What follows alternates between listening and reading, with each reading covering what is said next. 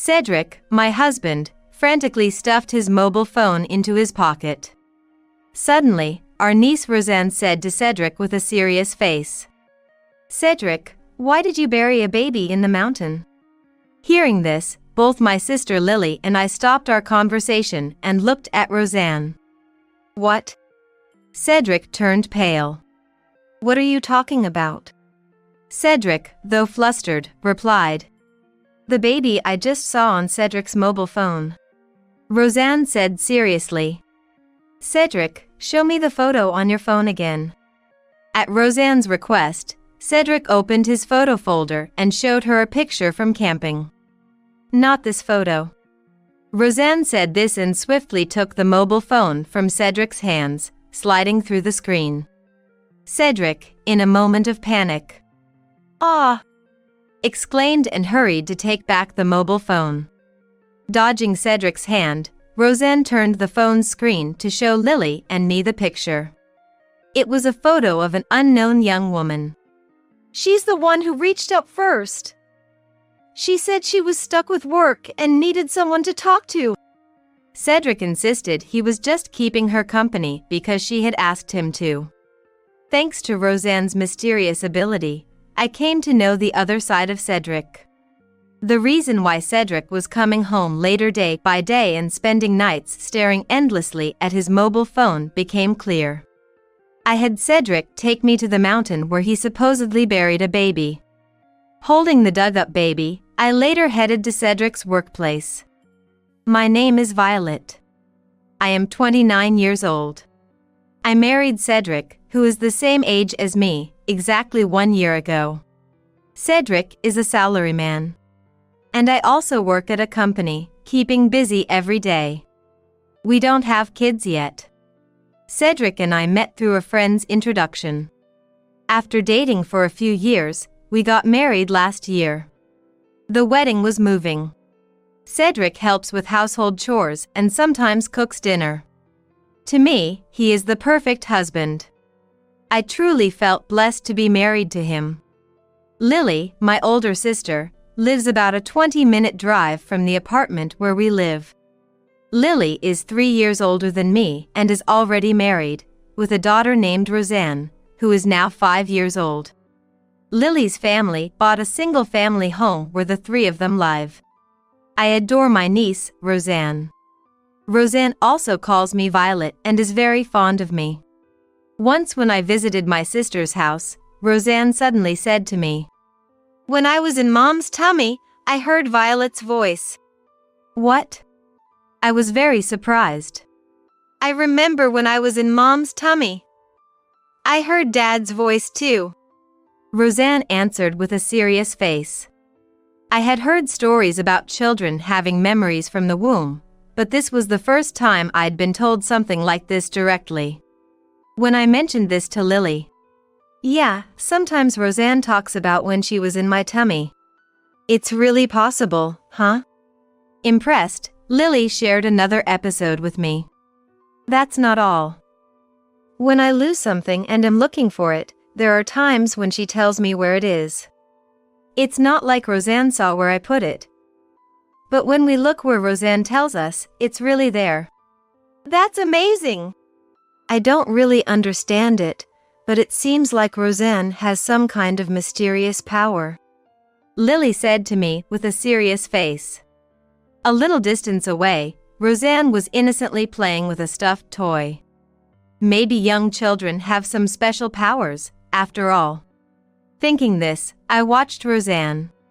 Some time had passed, and Cedric's returns home began to get later day by day.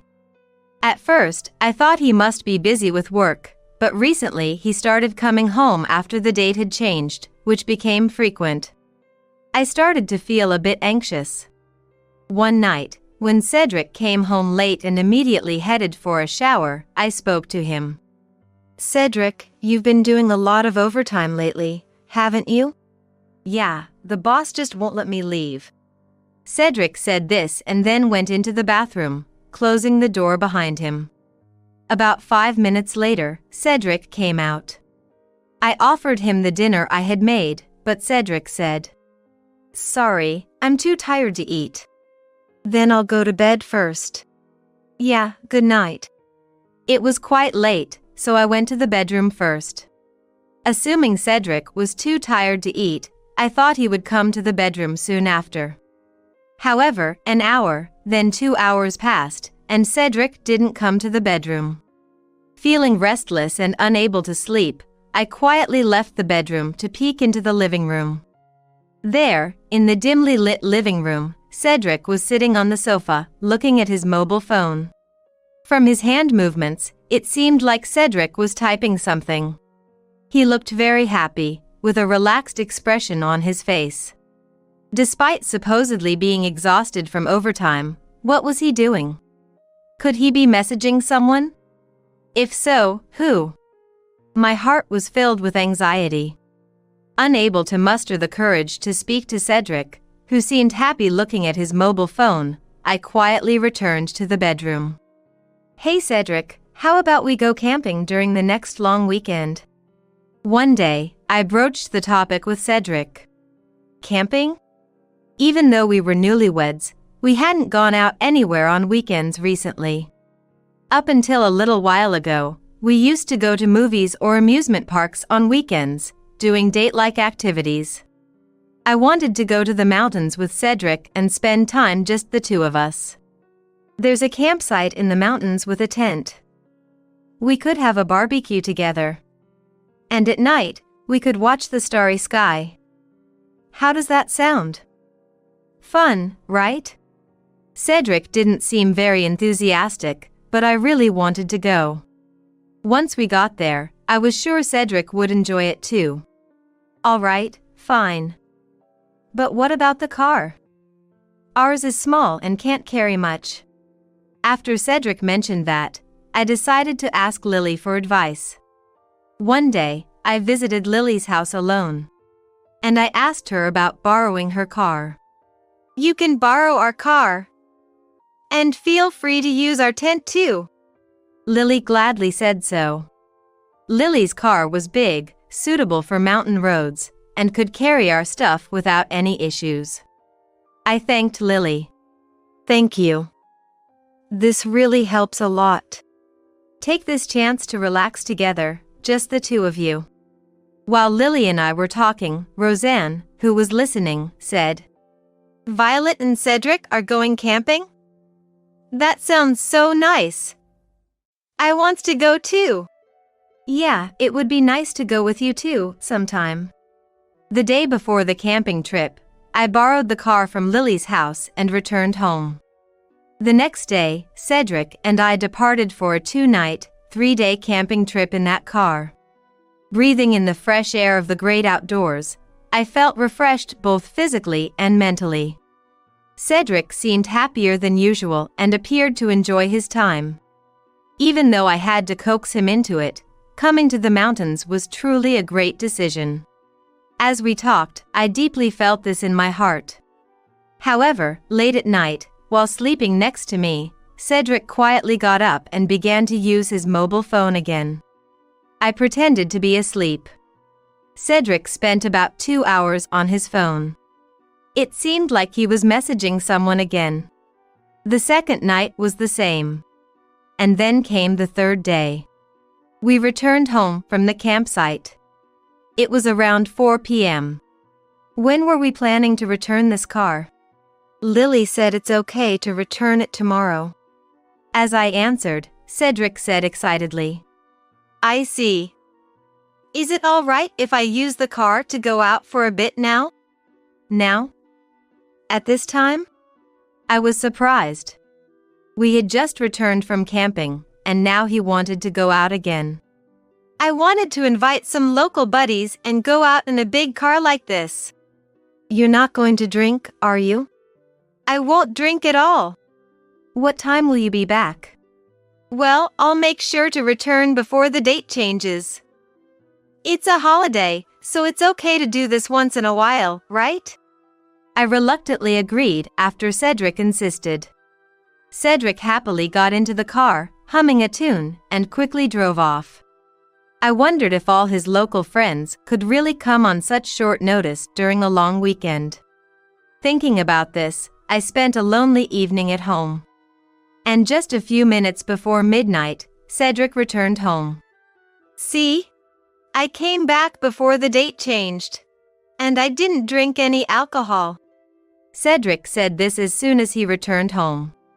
Then, he immediately took out his mobile phone to look at it. Cedric, you've been looking at your mobile phone a lot lately. I said this with a tone of dissatisfaction. I'm just emailing the friends I was with until now. Cedric said this and then went into the bathroom with his mobile phone. The next day, Cedric and I went together to return the car and tent to Lily's house. When we handed over the sweets we bought near the campsite as a souvenir, Roseanne was also happy. Lily invited us inside and offered us coffee. Roseanne has become quite attached to Cedric since she's met him several times. Lily calls my husband Cedric, so Roseanne naturally started calling him Cedric as well. Roseanne was playing with Cedric, sitting together on the sofa. Cedric was smiling and responding warmly to Roseanne. Eventually, Cedric began showing Roseanne the photos he took at the camping trip on his mobile phone, at her request. Lily and I were chatting. How was the camping? Did you have fun? Yes, a lot. Thanks for the car and the tent. It was really helpful. Suddenly, Cedric loudly said to Roseanne, Don't touch it without permission. That's enough. Taking back his mobile phone swiftly.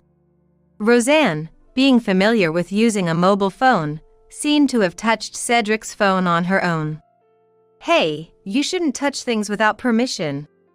Lily gently scolded Roseanne. I want to see more photos on Cedric's mobile phone. Roseanne made a dissatisfied face. Cedric frantically stuffed his mobile phone into his pocket. Then, suddenly, Roseanne said to Cedric with a serious face, Cedric, why did you bury a baby in the mountain? Hearing this, Lily and I stopped our conversation and looked at Roseanne. Cedric turned pale. What are you talking about? Cedric, though flustered, replied, The baby I just saw on your mobile phone. Roseanne said this seriously. Cedric, can you show the photo on your phone again? At Roseanne's request, Cedric opened his photo folder and showed her a picture from camping. Not this photo. Roseanne said this and swiftly took the mobile phone from Cedric's hands, sliding through the screen. Cedric, in a moment of panic, exclaimed and hurried to take back the mobile phone. Dodging Cedric's hand, Roseanne turned the phone's screen to show Lily and me the picture. It was a photo of an unknown young woman. The woman was holding a large baby-shaped stuffed animal to her chest, smiling happily. The background showed a claw machine, suggesting the photo was taken at a game center. It appeared the stuffed animal was a prize from the claw game. Who's this? I asked in a low voice. Cedric, with a panicked look, tried to take the mobile phone from Roseanne's hand. In that moment, Roseanne handed me the phone, and I slid the screen. Then, a photo of Cedric and the young woman leaning close together appeared. Sliding again, I found a picture of Cedric and the woman lying side by side. Upon closer inspection, the location was inside a car. Judging by the color of the seats and the car's interior, it was inside the car we had borrowed from Lily. They had reclined the seats to make them flat and taken the photo lying down together. Cedric's eyes darted from right to left. Sweat was breaking out on his forehead. Lily looked at me worriedly. Then, Lily's husband, my brother-in-law, came home from work. I wanted to confront Cedric about the woman in the photo right away. But, of course, it wasn't appropriate to question Cedric in front of Roseanne and my brother-in-law. Understanding the situation, Lily suggested that she would ask her husband to look after Roseanne and proposed that we move to another room. Cedric, Lily, and I went to a room upstairs, closed the door, and continued our conversation. Who is the woman in these photos on your phone? Cedric did not open up easily. However, after persistent questioning from Lily and me, Cedric finally started to explain. The woman in the photos was Risa, a colleague from Cedric's workplace. She was currently 23 years old. She joined the company as a new employee this spring. Cedric was having an affair with this woman named Risa. I felt like I was about to collapse from shock. She's the one who initiated it. She said she was stuck with work and needed someone to talk to. Cedric, can you show me what kind of interactions you had with this person named Risa? When Lily suddenly asked this, Cedric became even more flustered. Eh? That's impossible. Given there was infidelity, as your sister-in-law, I want to see the evidence. Of course, Violet has the right to know as well. Cedric insisted. I absolutely don't want to show my mobile phone. But after Lily's strong persuasion, he reluctantly handed over his mobile phone to Lily. Looking through Cedric's mobile phone, we found a lot of exchanges between him and Risa. The two of them whispered sweet nothings to each other multiple times a day. I was stunned by an exchange from one day. It was messages from the night he went out with the car borrowed from Lily. I had a great time today. Even though it was just for a bit, I'm glad I got to see you, Risa. I was so happy to be close to you in such a big car. Me too. I lied just to sneak out of the house today for that. By the way, I wonder if it was sad to bury the baby doll in the mountain. It's just patience until the day you and I can get married. Yeah. We'll dig it up together then. It's kind of like a time capsule, isn't it? Cedric, when can you divorce your wife? I'll try to make it happen soon. If we can get married someday, you'll have my baby, right, Risa? Yes. I believe in you, Cedric, and I'll wait. Seeing this exchange, I was so shocked that I froze. What's this? Cedric, looking awkward, was sweating profusely. Cedric, tell me everything. Cedric, seemingly realizing he couldn't escape, began to detail everything. Cedric said that Risa told him she needed advice, and that's how they started going out for meals together. Because it was late at night, Cedric ended up driving Risa home. Since Risa lived with her parents and couldn't invite him inside, they started parking the car near a local park and talking until late into the night. Eventually, their relationship became romantic. The times Cedric claimed to be working overtime were actually just dates with Risa. The day we returned from camping, Cedric, wanting desperately to go on a drive date, lied to me and met up with Risa using the car we had borrowed from Lily. They enjoyed their drive and stopped by a game center at a certain location. Urged by Risa, Cedric won a large baby-shaped stuffed animal from a claw machine. It's like we're a married couple with a baby, isn't it? Risa said happily, hugging the stuffed animal. They decided to bury the stuffed animal in the mountain like a time capsule until they could become a real married couple. If they got married, they planned to return to dig it up as a way to remember this day. They placed the stuffed animal in a large plastic bag and buried it in a small hill at the back of the park where they often parked the car and got close. The shovel and other tools from the camping trip were still in the car, which conveniently helped them dig. What is that? Hearing this story, I found Cedric utterly repulsive. Lily, sitting beside me, was speechless with a furrowed brow. The act of burying a baby-shaped stuffed animal in the mountain was creepy in itself. But what hurt the most was that they had already sworn to marry each other. Cedric responded to Risa. If we can get married someday, you'll have my baby, right? And even said that. This deeply wounded my heart. We had only been married for a year. And didn't have any children yet. Meanwhile, Cedric was promising marriage and imagining having babies with a young new employee.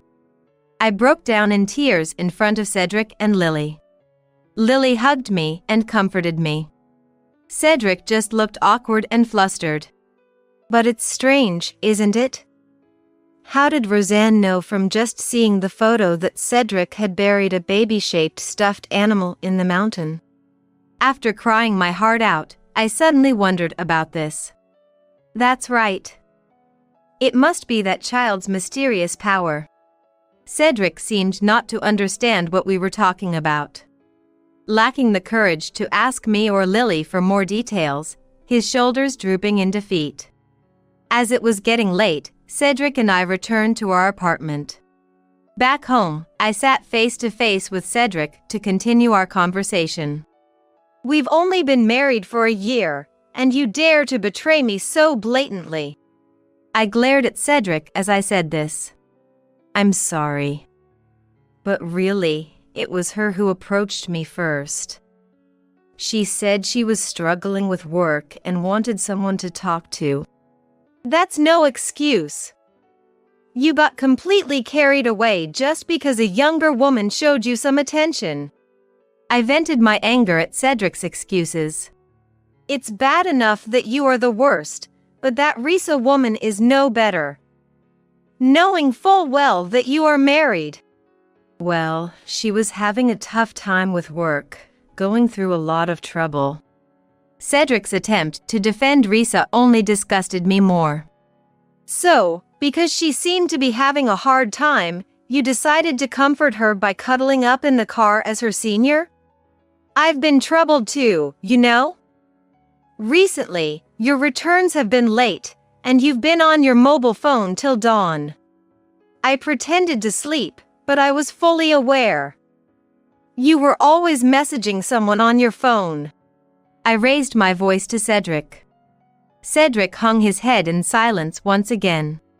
For starters, I'll be informing our parents and in-laws about this. Cedric started to panic as I said this. Of course, I'll tell the parents. Lily already knows, after all. There's no way we're keeping this a secret. I exposed Cedric's affair to both our parents and in-laws. Then, both sets of parents stormed into our home, scolding Cedric. How could you commit adultery within a year of marriage? Poor Violet. Exactly. What was all that about the vows at the wedding? Swearing to make Violet happy with tears in your eyes, and then you easily betray her. My father Georgie and mother Caddy furiously rebuked Cedric. Even more so, my father-in-law Bert and mother-in-law Mariah were furious. I never thought my son could be such a fool. You're a disgrace to our family. That's right. Don't you dare come back home again. More importantly, we're so sorry, Violet. To think you're still newlyweds. I'm truly sorry. As a parent, there's nothing more shameful. Exactly. Such a disgraceful son. Bert deeply apologized to me. Hey! Cedric apologized to her as well. Forced by Bert to bow, Cedric lowered his head in front of me. I'm truly sorry. Tearfully, Cedric said this after being fiercely reprimanded by the parents-in-law. To have a wonderful wife like Violet and to behave so disgracefully. Cedric, we are done with you. Understand? After being scolded by both sets of parents and everyone had left, Cedric just slumped down, exhausted. Cedric, I want a divorce. I stated it firmly. Of course. You want to marry Risa and have her bear your children, right? As you wish, I'll divorce you. I yelled at Cedric. I did say things about marrying Risa and having kids in the emails, but that wasn't my true intention. It was just the heat of the moment, saying things she'd like to hear. The one I truly love is you, Violet. Cedric said this, almost pleading. Ha! Hearing you now makes me dislike you even more. I said coldly, and Cedric looked confused. Such words wouldn't make me reconsider. I can't trust you anymore. Let's get divorced, I told Cedric. Please, think it over. I don't really intend to marry Risa. It was all just a game. Cedric was desperately trying to backtrack after betraying me. I told Cedric. So, Cedric, will you take me to where you buried the stuffed animal? The holiday ended, and Cedric had to go back to work. It was also a work day for me, but I called in to take the day off. Excuse me, I'm always grateful for your support of Cedric. I entered the office located inside the building, bowing and greeting loudly. This was Cedric's workplace. Everyone present was stunned and focused on me. And no wonder. In my arms, I was holding a dirt-covered baby stuffed animal. The unusual scene froze all the employees in shock. As I walked, the dirt from the stuffed animal spilled onto the office floor. With his face pale, Cedric hurriedly approached me. Yesterday, I had Cedric guide me to the mountain where the stuffed animal was buried. In front of me, I made Cedric dig up the baby-shaped stuffed animal. The stuffed animal was in a large bag, but it became covered in dirt as Cedric dug it out with a shovel. Last night, I thought about how I could possibly get revenge on the two of them using this stuffed animal. I came up with the plan to bring the dirt-covered stuffed animal to the company and confront them directly. Cedric, who never imagined I would show up at his company with the stuffed animal, seemed completely flustered. Cedric has been having an affair with Risa.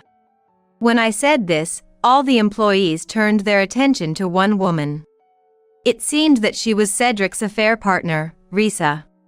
Like Cedric, Risa's face turned pale, and she looked down, overwhelmed by shame. They had buried this stuffed animal in the soil until they could marry each other, planning to dig it up together once their dream came true. Upon hearing this, murmurs spread through the office. What? I can't believe it. That's too creepy. It's like a horror story. Everyone was shocked. But I don't understand. Cedric is having an affair with Risa, yet why would he say this to me? While saying this, I played a video on my mobile phone at a high volume. Cedric's voice could be heard. Please, reconsider. I don't really intend to marry Risa. It was all just a game. After the video ended, Risa, who had been looking down, raised her face and confronted Cedric with an angry expression. Just a game? Cedric, what do you mean? No, that's not. I mean... Cedric was caught between Risa and me, struggling to find the words.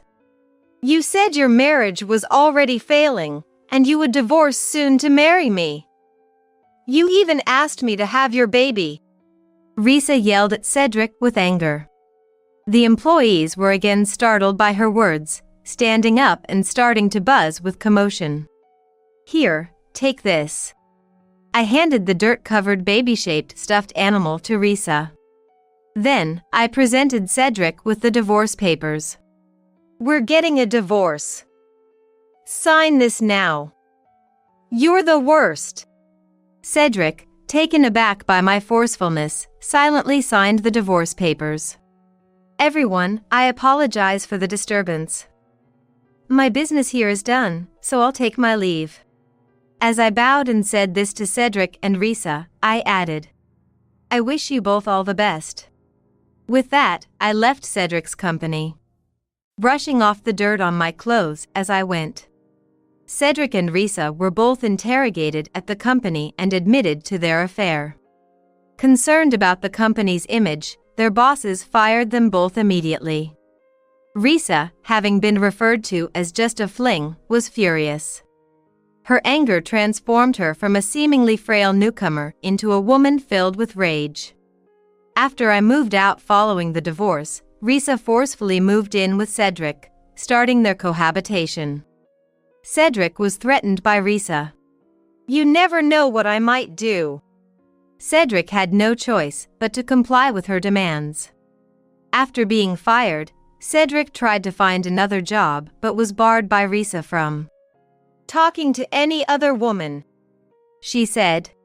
Fed up with Risa's instability and unpredictable behavior, Cedric reluctantly obeyed.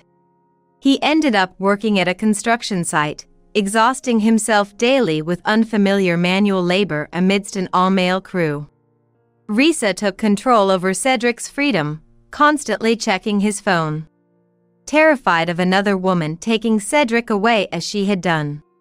Struggling with apartment rent, living expenses, and the compensation demanded by me, Cedric led a life devoid of financial and emotional ease. I also demanded compensation from Risa, who started juggling multiple part-time jobs, frequently getting fired and changing workplaces.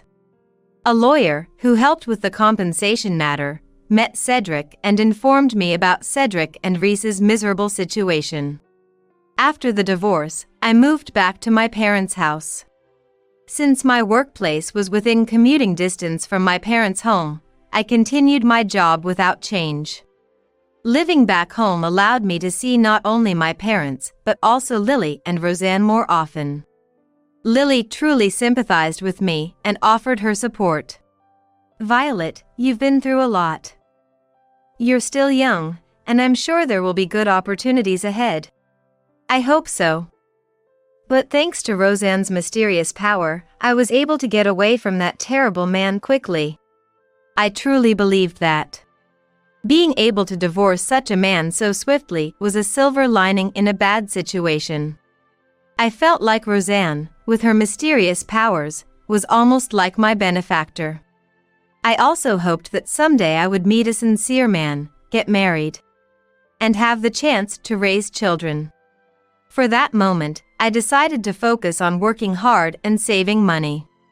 With these thoughts, I'm living each day with a positive outlook.